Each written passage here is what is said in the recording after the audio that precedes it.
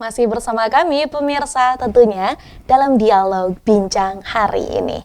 Tak terasa sudah 2 segmen nih kita berbincang bersama Pak Alwian membahas mengenai peristiwa 30 September dan juga nih memaknai ideologi negara kita yaitu Pancasila.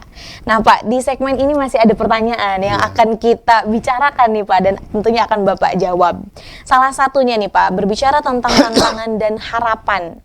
Bagaimana sih Pak Pancasila ini dapat beradaptasi dengan perkembangan zaman tanpa kehilangan esensinya nih Pak? Adaptasi dengan perkembangan zaman. Justru Pancasila terus menjadi pengawal zaman. Wow, oke. Kenapa tuh Pak? Menjadi pengawal zaman. Karena zaman ini terus berkembang, sains berkembang. Sementara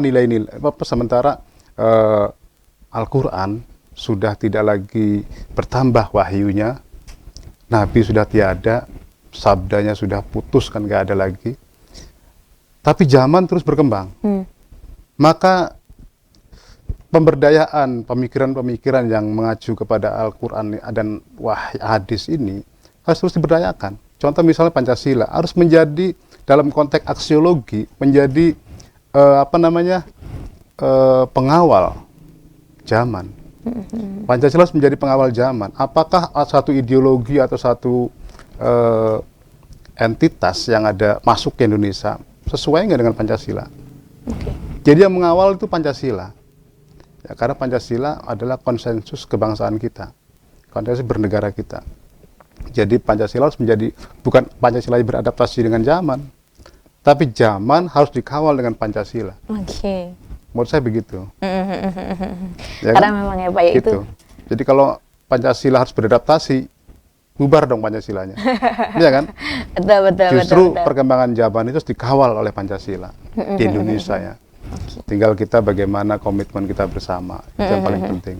Oke, jadi memang tadi harusnya bukan bagaimana Pancasila yang dapat beradaptasi, tapi justru sebaliknya Pancasila merupakan satu dasar negara yang ini justru mengawal perkembangan zaman. Wah ini jawaban yang menarik nih Pak, kalau menurut saya ya Pak ya.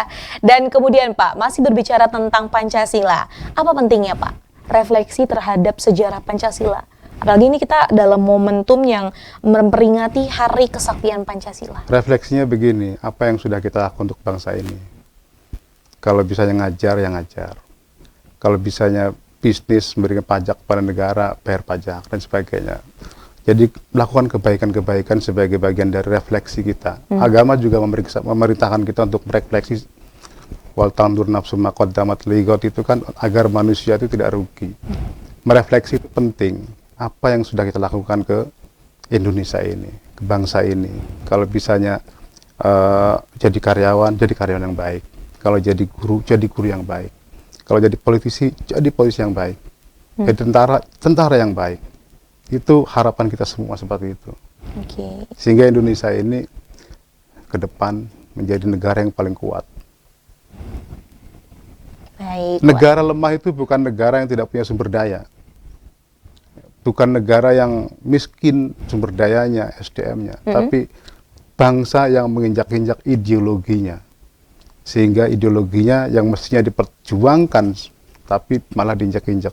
Kalau ideologi sudah diinjak-injak, maka hancurlah negara itu, bangsa itu hancur sendiri. Jadi pentingnya memperjuangkan ideologi yang pantas kita perjuangkan untuk menguatkan kebangsaan kita, kenegaraan kita.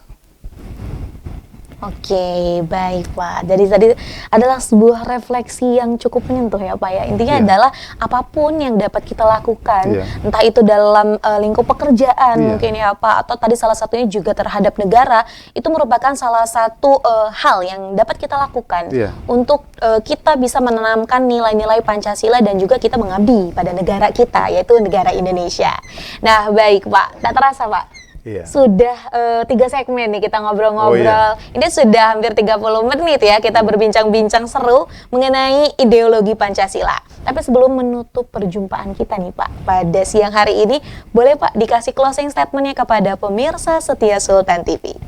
Ya, saudara-saudaraku semua sebangsa setanah air, kita ini harus punya pandangan. Jika kita belum bisa mencerdaskan orang lain, maka jangan kita menyesatkannya atau membodohkannya.